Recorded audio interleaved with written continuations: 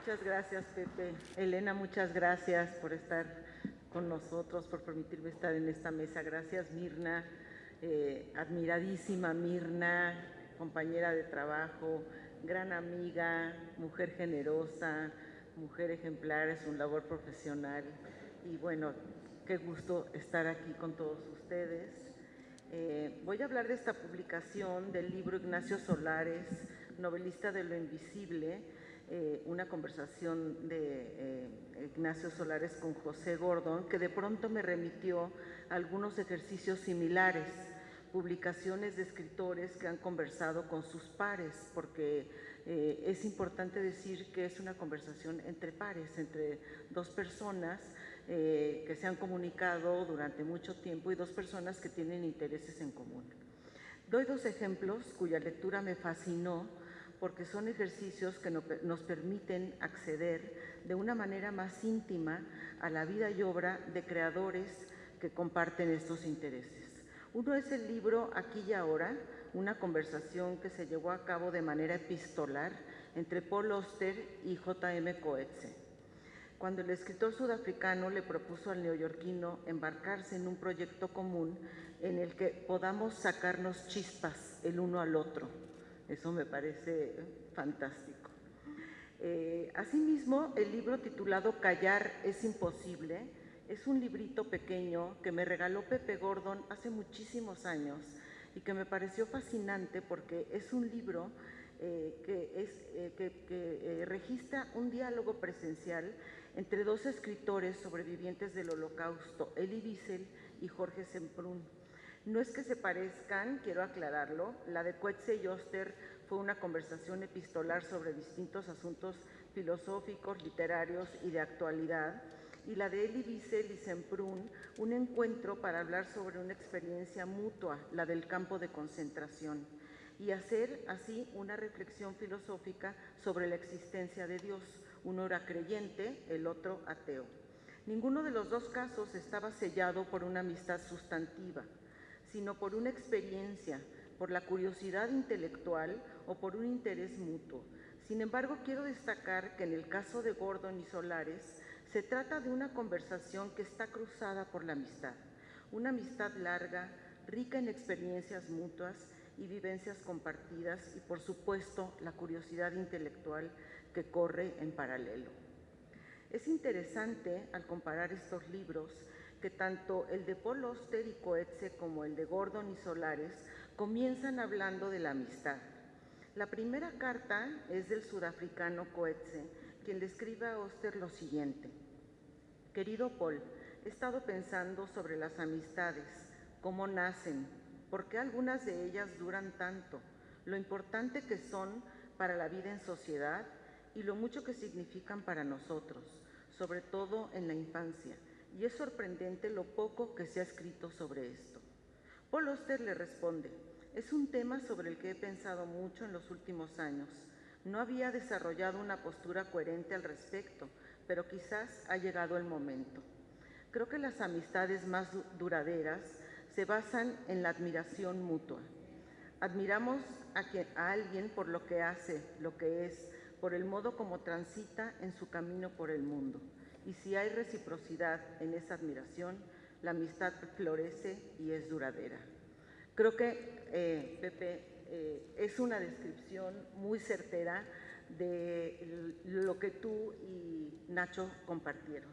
Por eso me atreví a hablar de estos dos libros en esta presentación. El novelista de lo invisible, pues, es la prueba de lo que plantea Paul Auster. Es el producto de una larga vida compartiendo lecturas, aventuras laborales, amigos, una intensa labor en el periodismo cultural y muchas otras experiencias vividas por Pepe Gordon e Ignacio Solares. Este libro es un homenaje a la amistad, una amistad de 40 años. Sin temor a equivocarme, pienso que entre Ignacio y Pepe hubo un mutuo sentimiento también de admiración. El libro, desde mi lectura, debe mirarse como una biografía intelectual también. En cada capítulo vamos descubriendo los resortes que llevaron a Ignacio Solares por ciertos caminos que desembocaron en su literatura. Una vida, comprobamos a través de este libro, cifrada por vivencias muy poderosas que marcaron a Solares desde la infancia, revelaciones importantes en el ámbito de la religión, una juventud donde comienzan serios cuestionamientos, sus primeras lecturas, la interesante labor que desempeñó en el periodismo y finalmente el trabajo de un escritor que descubre en la ficción un modo de acceder a lo sagrado. Lo sagrado es una palabra clave en esta conversación, no solamente del libro, sino en la vida de ambos. Proviene de experiencias distintas, pero se dirige hacia un mismo fin, el conocimiento de lo invisible, lo que está oculto. El novelista que trata de ver lo que no se ve, dice Gordon acerca de Solares. Abre su mundo desde el riesgo de la vulnerabilidad, es decir, de revelar sus creencias más íntimas, pero también desde experiencias y percepciones que desea compartir sin el afán de convencer a nadie. El libro es una reunión de amigos que ejercen este misterioso ritual de dar fe de lo que nos pasa. Pero desde mi intuición, el libro va más allá. Es la revelación de ese impulso compartido por acceder al misterio de lo divino, a través de la mística, de lo sagrado. Quisiera que entendiéramos esto no como una cuestión religiosa, sino gnóstica. Si se vale usar esta expresión en este contexto, es un deseo de un conocimiento profundo. Este deseo compartido es lo que permite establecer el punto de arranque, entrar en el laberinto de una vida e ir desplazándose entre esos senderos y encrucijadas hasta encontrar la salida.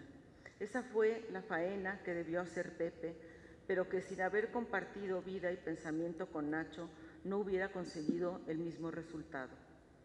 Y el resultado es este libro de 18 capítulos que da inicio con la infancia, la de un niño cuyo padre lo inicia en la lectura, Emilio Salgari, Julio Verne.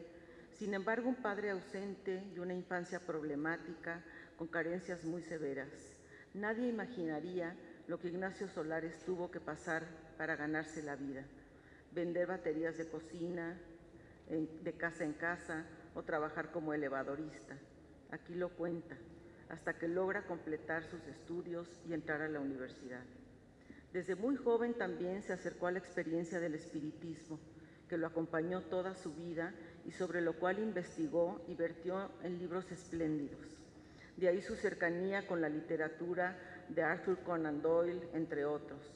Estos capítulos son especialmente inquietantes porque ahí Solares habla de personajes de la política y la cultura que se reunían para llevar a cabo sesiones de espiritismo a las que él mismo asistió y asegura que vieron apariciones. Uno de estos libros, la novela El jefe máximo, sobre Plutarco Elías Calles, también narra su cercanía con el I Ching y sus experiencias místicas como la que tuvo en la Sierra Tarahumara una noche mirando a las estrellas y que relata en el libro No hay tal lugar.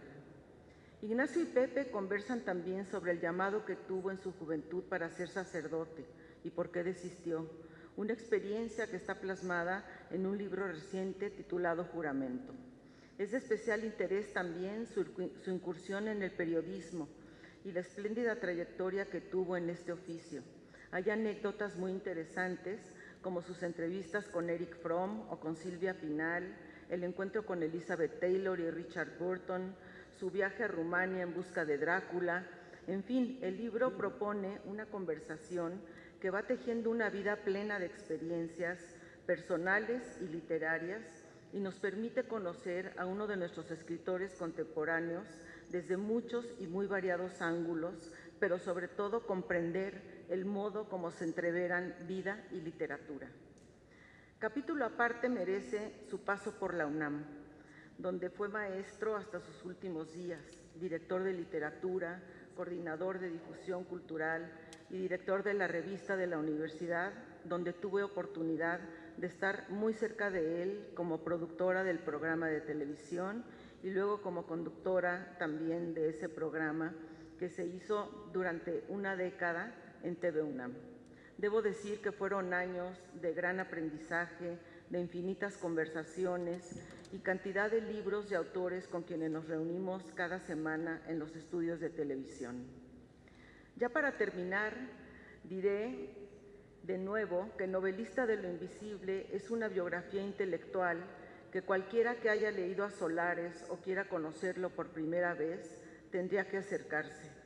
Allí descubrirá los deseos, pesadillas, esperanzas, la vulnerabilidad que en una vida puede experimentar el ser humano.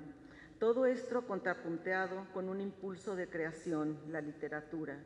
Y lo relevante de este ejercicio es que propone una conversación compartida por dos escritores que intercambian sus visiones, sus intereses.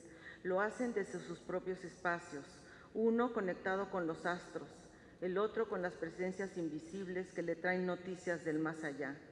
Ambos comprometidos con la literatura, el periodismo, el teatro, la ciencia, pero más que nada con la amistad. La amistad, el sentir al otro, el haberlo seguido durante toda una vida, le permitió a Pepe Gordon entrar en el espíritu del amigo y entregarnos este recorrido que va a abrir nuevas maneras de leer y acceder a la obra de Ignacio Solares. Muchas gracias.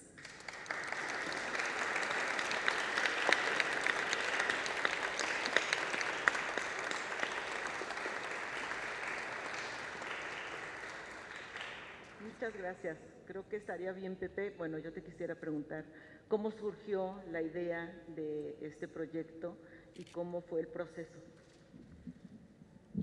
Gracias, Guadalupe. La verdad es muy conmovedor estar con amigos tan entrañables, con Mirna, nuestros hijos.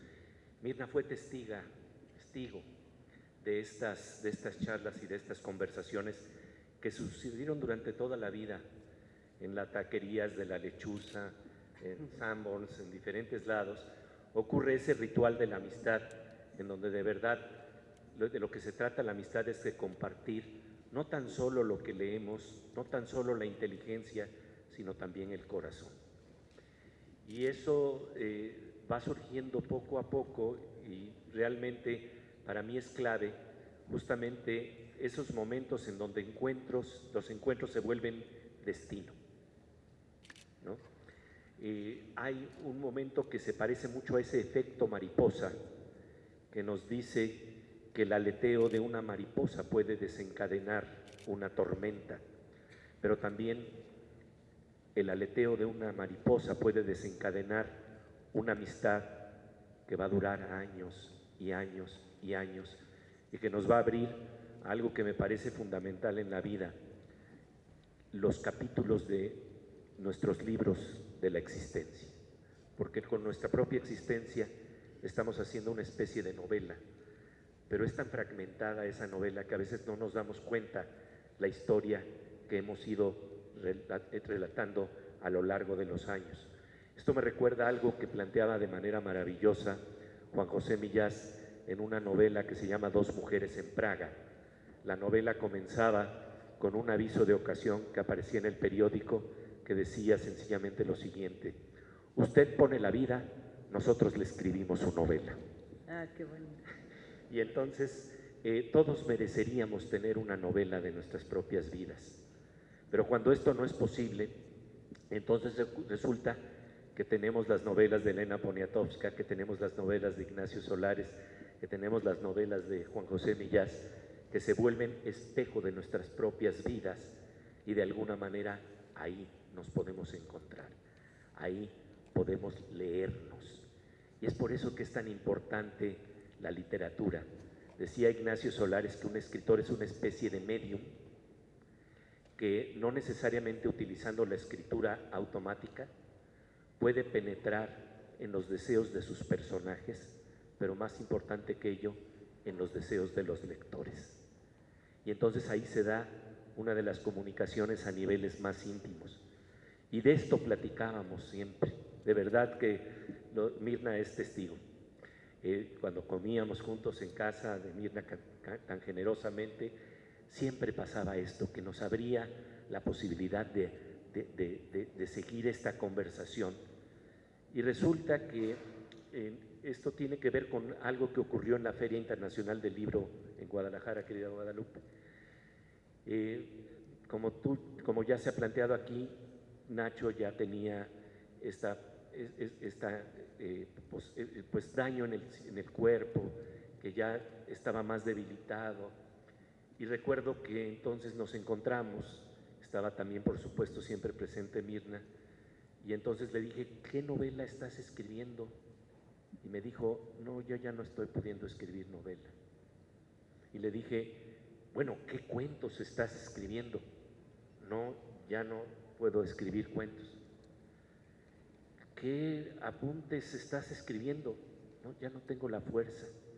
Y entonces ahí sentí algo que me movió profundamente, porque la vida de un escritor está precisamente en función de esa posibilidad de comunicar lo más íntimo del alma, y no tener fuerza para hacer eso realmente implicaba que se estaba planteando la posibilidad de despedirse.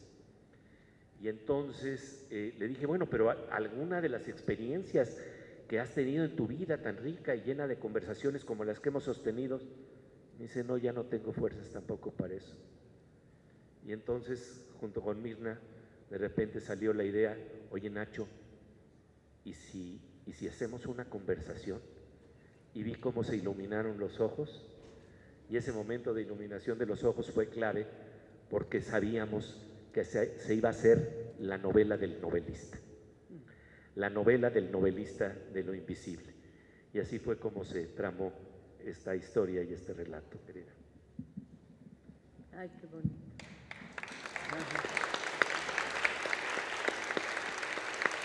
Lo que tú quieras,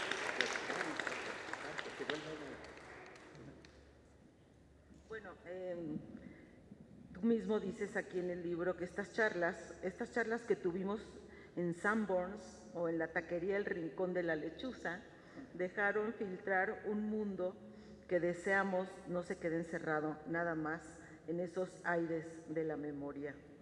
Y bueno, también dices, conversamos sin prejuzgar, como lo hacen dos amigos que se reúnen para ejercer ese misterioso ritual de dar fe de lo que nos pasa. Por supuesto, no se trata de un retrato de todas las facetas de una vida. Jung decía que como seres complejos que somos, tenemos más de 10 yoes. ¿Cuáles de ellos vemos? Depende de dónde ponemos la atención. ¿Cuáles fueron los que tuviste, Pepe? Es muy bonito porque cada uno de nosotros tiene una complejidad tan grande. ¿Quiénes somos a las 3 de la mañana? ¿Quiénes somos cuando nos encontramos con nuestros hermanos? ¿Quiénes somos cuando nos encontramos con nuestros amigos? ¿Quiénes somos cuando estamos leyendo un determinado libro y no otro libro? La vida se colorea de aquello en lo que ponemos la atención, y el arte se colorea de ese mismo impulso. Por eso Picasso tenía su época azul o su época rosa, porque se colorea de aquello que somos con lo que vamos cambiando de un momento al otro, del amanecer al atardecer, al anochecer, del encuentro que tenemos con nuestros amigos. Y en este marco, de verdad, como se puede ver en el libro y como se puede ver en la obra de Ignacio Solares, estamos hablando de un autor polifacético que tenía una gran capacidad de registros múltiples, desde de la historia, como lo plantea muy claramente Elena, pero también desde la novela, desde el teatro, desde el periodismo. Son diferentes facetas, desde el académico, como tú has subrayado en su trabajo universitario, pero yo tuve acceso también a la posibilidad de verlo desde los ojos de la amistad. Y quiero contarles cómo empezó esa amistad, porque fue muy hermosa. Enseguida que nos encontramos, él se interesó profundamente en lo que yo estaba haciendo, y yo estaba fascinado con su obra y con el libro Delirium Tremens y todo las novelas que él escribía y lo que se atrevía a registrar, que iba más allá de lo que en general se registraba en la literatura mexicana. Puedo decirles que dos de los personajes que estaban incursionando en otro registro y que por ello también mantuvieron una amistad muy entrañable fueron precisamente Ignacio Solares y José Agustín. Cada quien a su manera estaba tratando de ampliar el registro de percepción que da la literatura. Porque creo que en el fondo, y esto lo platiqué justamente con Nacho, Milán Kundera planteaba que una novela que no abre nuevos territorios no está realmente cumpliendo su función.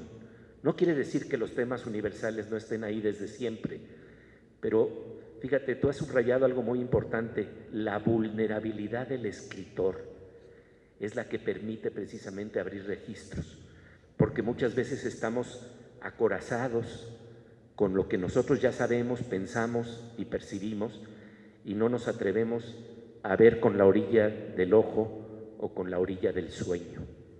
Y la orilla del sueño es muy importante. Les quiero contar una historia que habla precisamente de la amistad. Fíjense esto que me parece muy hermoso. Como ustedes saben, Ignacio Solares hizo obras de teatro sobre Plutarco Elías Calles. Y entonces yo en una ocasión sueño que hay una historia que le faltó contar a Ignacio Solares en ese registro de Plutarco Elías Calles. Y en mi sueño apareció una novela. Vi la portada de la novela.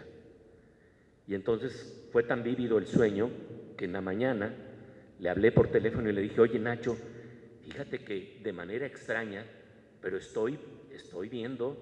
vi una novela que estás escribiendo sobre Plutarco Elías Calles, sobre un capítulo que no habías tratado antes. Nacho se quedó callado, se quedó en silencio, y luego resulta que cuando se publica la novela, al final de la novela dice que yo le hablé por teléfono porque tuve un sueño, y justamente él estaba empezando a escribir esa novela de Plutarco Elías Calles, y que para él había sido la confirmación de que tenía que seguir escribiendo esa novela. Pero entonces le dije: sí, Nacho, pero la portada no era la misma que yo vi en mi sueño. Y lo que fue muy interesante es que luego en esta conversación que tuvimos, que resulta y desemboca en El novelista de lo invisible, le digo: Nacho, con todo y que hiciste este libro, hay un fragmento, hay una parte de la vida de Plutarco Elías Calles que merecería ser novelada, que tampoco salió en este libro. Y se me queda viendo y me pregunta cuál, y cuando se da cuenta de lo que le estoy diciendo, le encanta. Me dice: sí, es cierto, me faltó este capítulo. Y entonces le digo: ¿y si la novelamos en vivo? Y en ese momento nos pusimos a novelarla. Yo le contaba parte de la historia que yo sentía que faltaba, y él la compartía, y él me contaba esa parte de la historia, y está registrada en el libro. Y eso es, creo que, algo que es fundamental en la amistad. Hasta podemos soñar en lo mismo, y podemos compartir y jugar prácticamente con un espíritu infantil maravilloso que Ignacio Solares siempre tenía, y que me hace recordar unas palabras de Bruno Schulz, quien fue traducido por Sergio Pitol, que decían: debemos madurar hacia la infancia.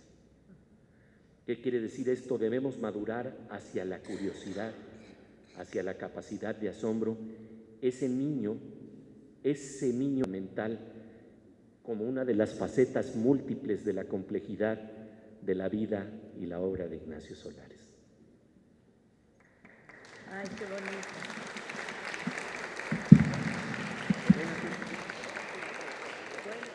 Bueno, pues no sé si quieran preguntar algo, si algo quisieran preguntar, ¿no?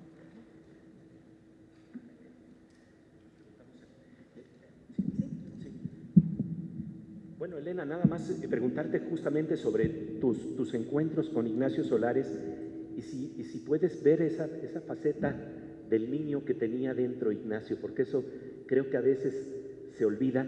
Y yo creo que en el fondo todos tenemos esa parte ahí, pero precisamente ante los golpes de la vida tan fuertes, a veces escondemos esa parte porque nos hace ser muy vulnerables.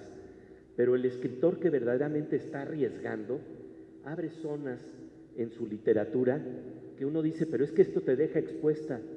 Y uno dice: ¿y qué si se toca el núcleo más profundo y tierno de la vida? Bueno, también hay en los escritores una necesidad de atraer las luces hacia ellos, pero en varios escritores, porque hay muchos que son como estrellas de cine o vedettes, pero en Ignacio Solares, en ti, no hay nada de eso. No hay, porque en primer lugar, porque yo creo que sería traicionarte a ti mismo si tú tuvieras que decir, véanme, véanme. Y además hay tantas posibilidades de ser vistas ahora en la televisión, posibilidades a las que no tuvo finalmente ni quiso tener acceso Ignacio Solares. Yo siempre tuve la sensación de estar, como lo estoy cuando te veo a ti, de estar frente a alguien que sabe meditar, que sabe concentrarse y que tiene una capacidad enorme de comunicación y de compasión por el otro. Y a mí esa compasión que yo sentía en Ignacio y que siento en ti, que es algo que pues me conmovió muchísimo. Creo que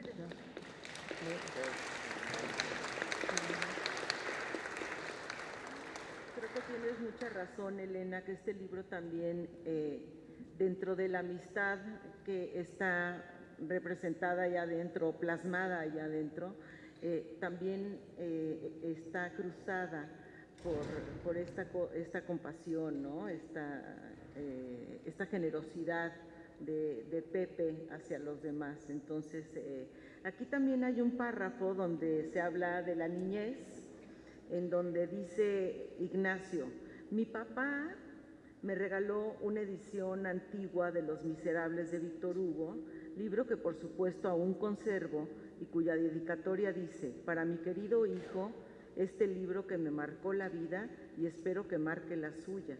Y sí, el libro me cambió la vida, dice Solares. Me seguí con Dostoyevsky y con Guerra y Paz de Tolstoy. Fue el primer libro, pero Los Miserables fue el primer libro clave en mi vida. Con él atisbé la presencia de lo divino. A mí me parece una de las partes más interesantes de esta conversación entre tú e Ignacio Solares, esa búsqueda que comparten los dos. Es muy importante lo que acabas de decir, porque cuando se habla de lo divino o de lo sagrado, se suele hablar en términos de creencia. Pero yo he encontrado en la literatura un registro de percepción, no de creencia. Y esto es lo que creo que hay que plantearnos cuando, por ejemplo, vemos los poemas de William Blake, que decían que si limpiaran las ventanas de la percepción, veríamos la realidad como es, infinita. Y entonces uno se queda pensando desde la ingenuidad, más bien desde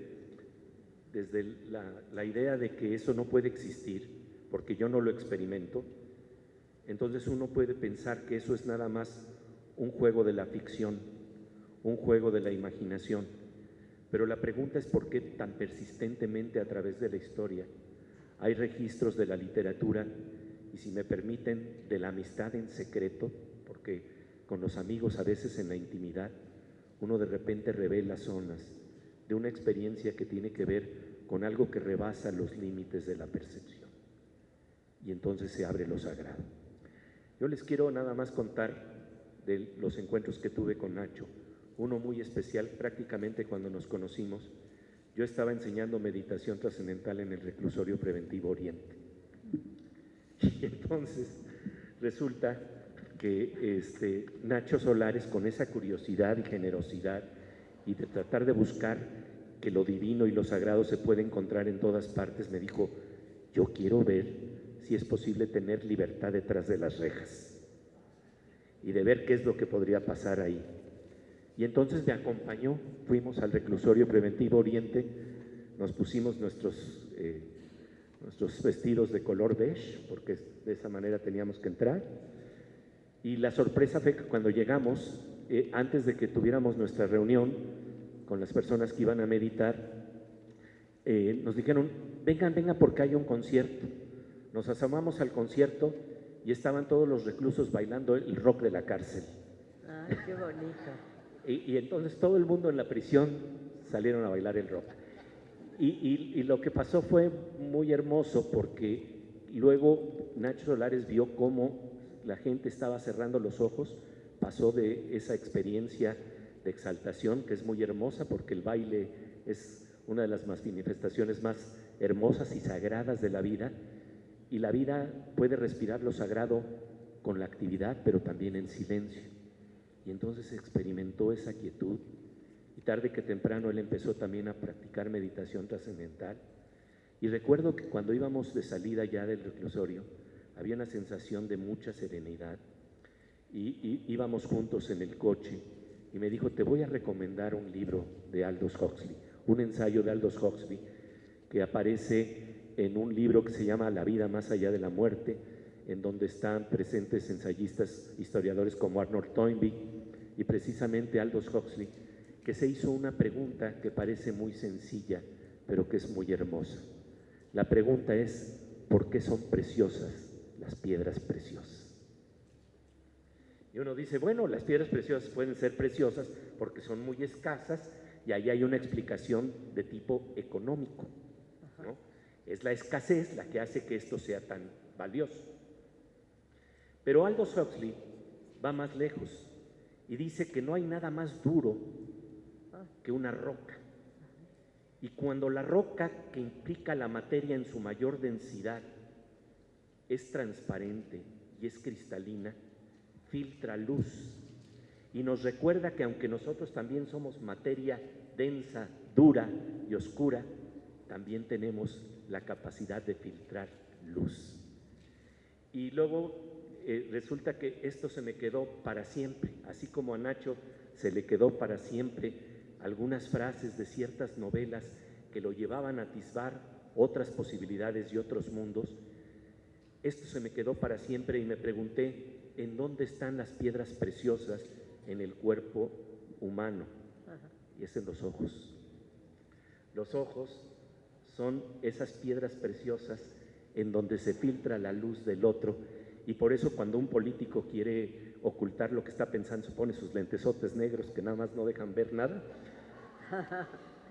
Pero en realidad, si pudiéramos penetrar eso, nos daríamos cuenta que lo divino y lo sagrado puede estar en todas partes, y lo podemos compartir siempre y cuando alcancemos ese nivel de experiencia.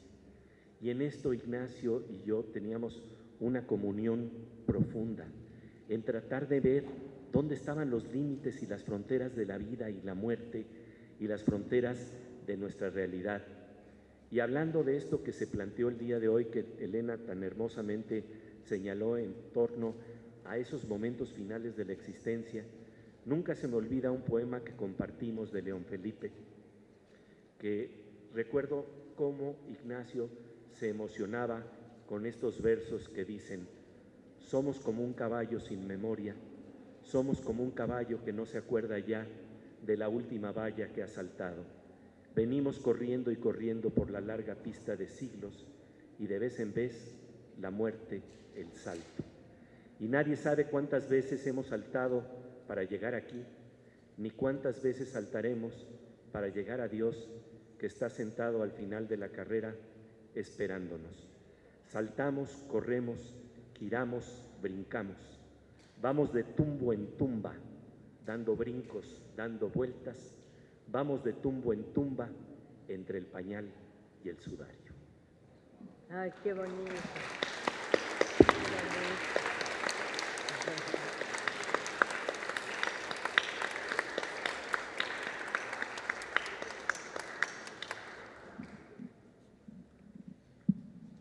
Qué hermoso final para esta reunión, para recordar a Ignacio Solares. Por supuesto, les recomendamos mucho el libro. De verdad, van a conocer a Ignacio Solares desde muchas de sus facetas. Un hombre, pues, que yo considero admirable, porque fue un hombre que se lanzó en la vida, que se la rifó en la vida, que hizo realmente lo que quiso, y eso a mí me parece que es una actitud muy, pues muy fascinante, entrañable, ¿no? No todo el mundo logra hacer eso en la vida y creo que Ignacio Solares sí lo logró. Ustedes que lo conocieron tanto, Elena, tú que fuiste su amiga, que compartieron amistades con Carlos Fuentes, por ejemplo, ¿no? Tuvieron momentos muy interesantes los tres. ¿Recuerdas alguno? Con Carlos Fuentes y Ignacio. Bueno, con Carlos Fuentes bailé mucho, así que porque íbamos a unos bailes de todas las embajadas que venían bueno, todas las embajadas daban bailes y no sé por qué invitaban a los niños bien de la época y coincidí en cantidad de bailes con Carlos Fuentes y se sentaba para escribir La región más transparente, se sentaba junto a las mamás de las muchachas que bailaban y les sacaba toda su vida. En general fuimos a muchas casas no solo de embajadas, también de políticos y de ricos, de una familia Aguilar que creo que era dueña de minas, cosas así. Y sí, creo que son experiencias que después vas decantando y que él, por ejemplo, sí hizo entrar a sus novelas, sobre todo a la primera que fue La región más transparente, ¿no? Sí, y también fue muy cercano a Ignacio Solares también, ¿no? Carlos Fuentes. Carlos Fuentes sí fue muy cercano a Ignacio Solares porque compartían este destino del escritor o de la escritora que también ha planteado Elena. Esta noche pues es un homenaje para nuestro querido Ignacio Solares, pero es también para un homenaje a todos los novelistas y escritores y escritoras que comparten el destino de que la literatura es una soledad acompañada.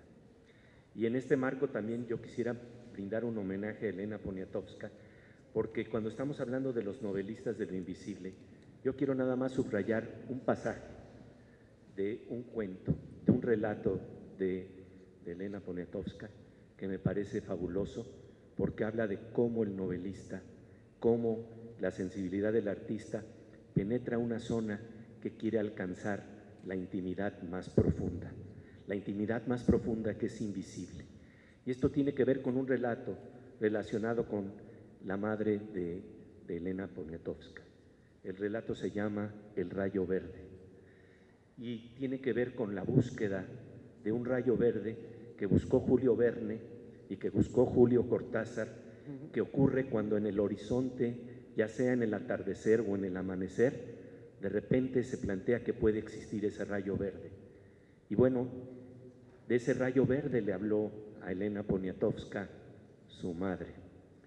Y hoy que hemos estado hablando de cómo nos marcan las palabras y cómo nos marcan las letras, quisiera leer un breve fragmento del final de este relato, porque también es un homenaje a nuestra querida Elena Poniatowska. Y este pasaje empieza por la idea de que Elena está buscando la experiencia del rayo verde, ese momento extraño que se supone que debe de existir y que la mamá le dice, lo tienes que buscar. Y entonces dice Elena, imploro el milagro. Salí tan deprisa que hasta olvidé el reloj. Han de ser 4:45, 10:05.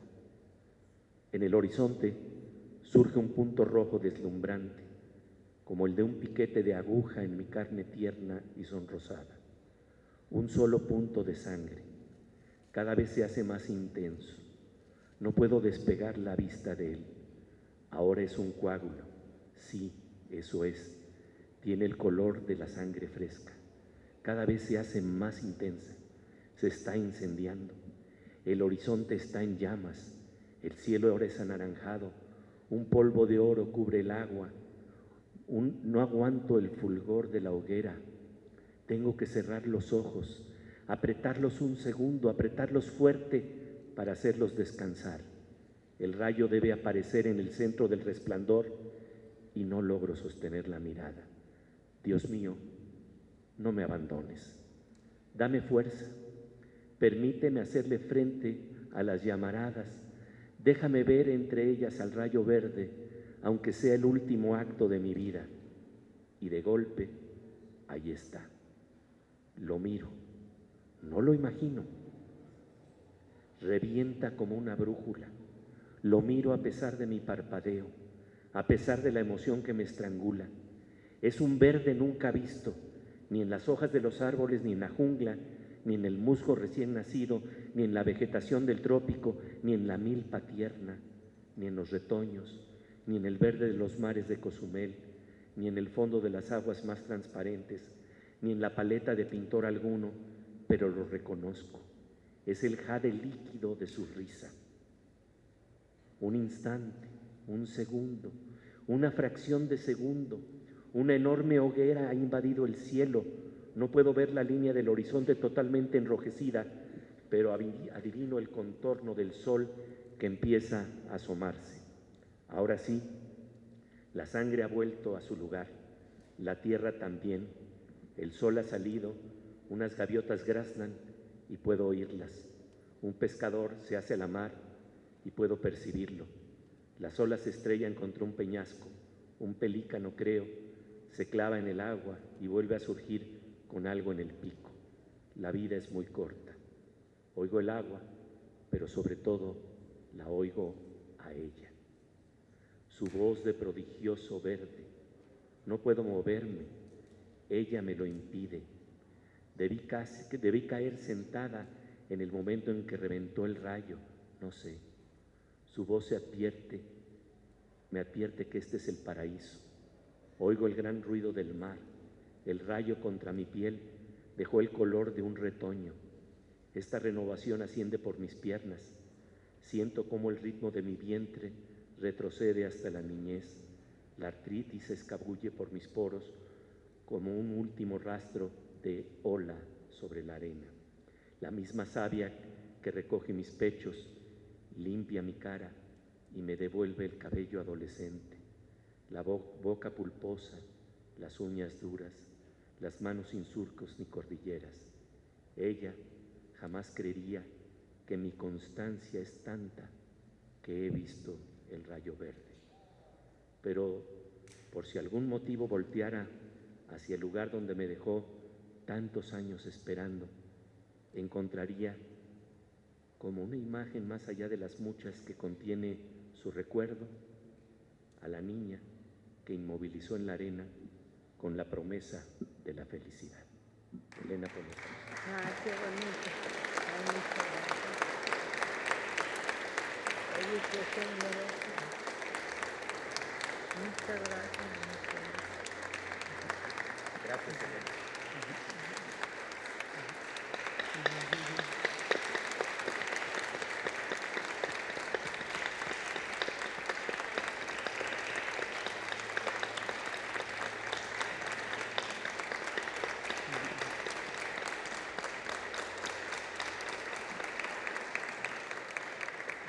Estos son los novelistas del Invisible. Muchísimas gracias por su presencia.